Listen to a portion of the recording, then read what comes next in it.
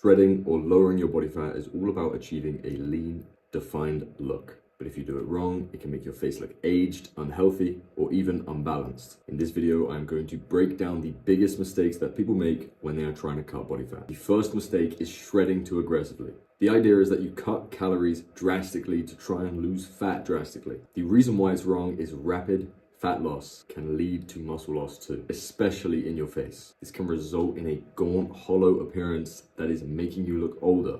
It won't be the type of hollow cheeks you're thinking about, it will just look unhealthy. And dehydration also accompanies aggressive cutting, so it can leave your skin looking dry and dull. Instead, always aim for an achievable, sustainable deficit. We recommend 300 to 500 calorie deficit per day. This ensures that you are losing fat while mitigating muscular atrophy as much as you can. And make sure when you are cutting, you're staying hydrated with 2 to 3 liters of water every single day. Another huge mistake that you guys make when you're trying to cut is you neglect nutrients. You cannot just focus on calorie reduction and forget about nutrient density.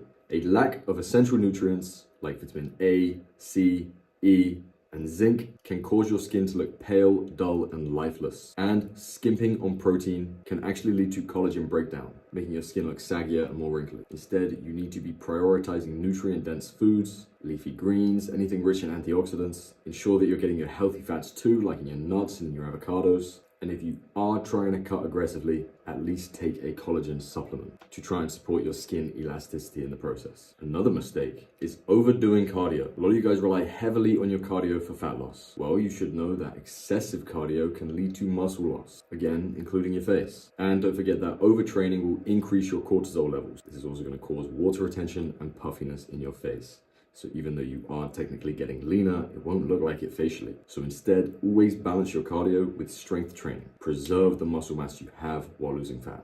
And keep your cardio sessions moderate, ideally 3 to 4 times a week. And when you do your cardio, I would recommend focusing on high intensity interval training, otherwise known as HIIT. Another mistake that you cannot leave out is ignoring your sodium and potassium balance. A lot of people try to cut out sodium entirely, or on the contrary, some people eat too much of it.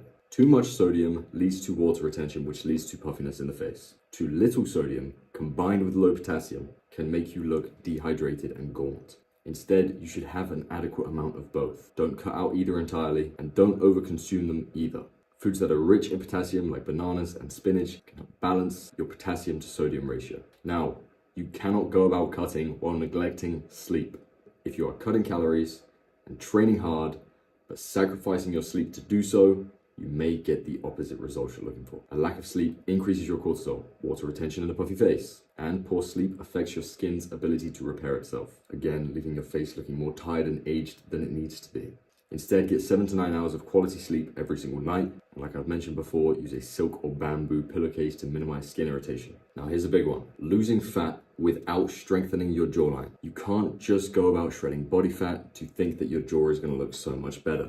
Fat loss can actually expose underlying muscle imbalances in your neck, making you look more asymmetrical. Without targeted exercise, your jawline will probably not look as good. So I would highly recommend checking out all the videos in the jawline section. When cutting as well, you cannot overlook hydration. And I stress this a lot, but that is because it needs to be stressed. People often drink less water to appear leaner or more dry, but dehydration causes your skin to lose its elasticity, and water retention ironically increases when you're dehydrated, which will make your face more puffy. So instead, stay hydrated, 2 to 3 liters every day. I will keep saying this. Another thing to keep in mind if you are on this cut, do not obsess over the weight on the scale.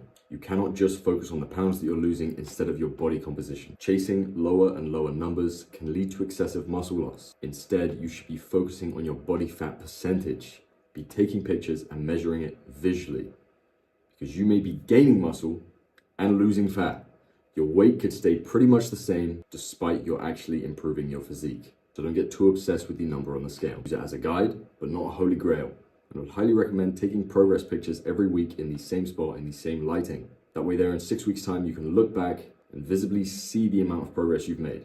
Now, especially when you get lean, you will have more of your neck muscles on show. And the mistake is having poor posture and tension in your neck and jaw. Tension can create uneven muscle development, and when you're lean, you will see it far more. So you need to practice good posture throughout the day, Mackenzie chin tucks, and it all ties back into jaw.